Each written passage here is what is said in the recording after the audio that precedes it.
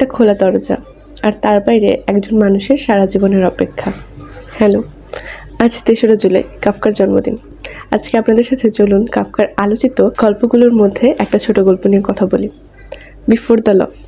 গল্পটা পড়তে হয়তো আপনার 5 মিনিটেরও কম সময় লাগবে, কিন্তু নিজের মনে এই গল্পটার একটা অর্থ তৈরি করতে ঠিক কতটা সময় লাগবে তার গ্যারান্টি দিতে পারছি না। গল্পটা শুরু হয় খুব সাধারণভাবে।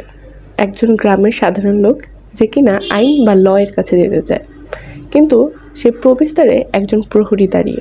লোকটা প্রহরীকে জিজ্ঞেস করে সে ভিতরে যেতে পারবে কিনা। প্রহরী জবাবে বলে, হয়তো পারবে, কিন্তু এখন না।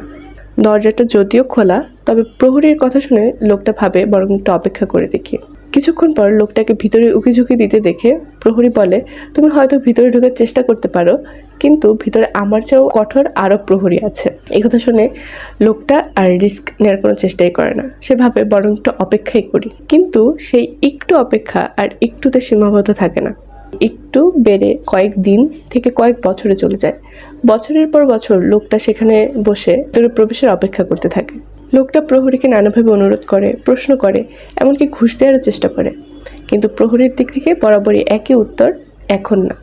ধীরে ধীরে লোকটা ভিতরে থাকা অন্য প্রহরীদের কথা ভুলে যায়। তার কাছে এখন একমাত্র বাধা এই প্রথম প্রহরী।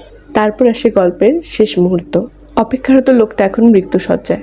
সে তার সমস্ত শক্তি জোগাড় করে শেষবারের মতো প্রহরীকে একটি প্রশ্ন করে, আচ্ছা, সবাই তো লয়ের কাছে যেতে চায়, কিন্তু এত বছরে আমি এখানে আর কাউকে আসতে দেখলাম না কেন?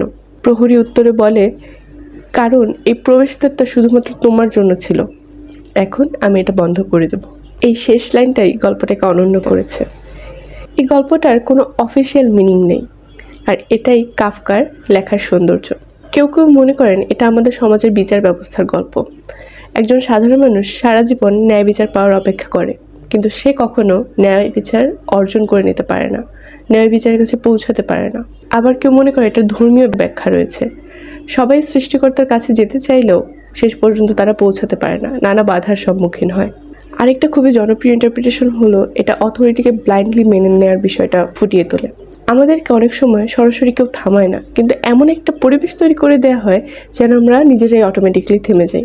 অনেকে এটাকে নিজের ভয় বা দ্বিধার গল্প মনে করেন। আমার সবচেয়ে পছন্দের ব্যাখ্যাও এই পথেই হাতে।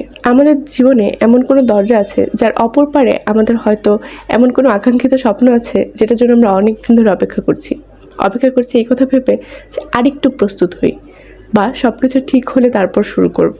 এক্ষেত্রে প্রহরী আমরা নিজেরাই, আমাদের ভয়, আমাদের সেলফ ডাউট, আমাদের ওভার থিঙ্কিং। আমরা গল্পের লোকটার মতো একটা রাইট টাইমের অপেক্ষা করি, যার হয়তো আদতে কোনো এক্সিস্টেন্সই নেই, যা হয়তো আদতে কোনোদিন আসবেই না। এই একটা কারণে কাফকাকে আমার এত ফ্যাসিনেটিং লাগে। তার যে কোনো লেখা মানুষ নানাভাবে তার প্রয়োজন অনুসারে, তার চিন্তা অনুসারে ইন্টারপ্রেট করতে পারে। তিনি ডিরেক্টলি হয়তো আপনাকে কোনো একটা ভাবনা ভাবাবেন না, কিন্তু একই সাথে আপনাকে অনেক ধরনের চিন্তা করতে বাধ্য করবে।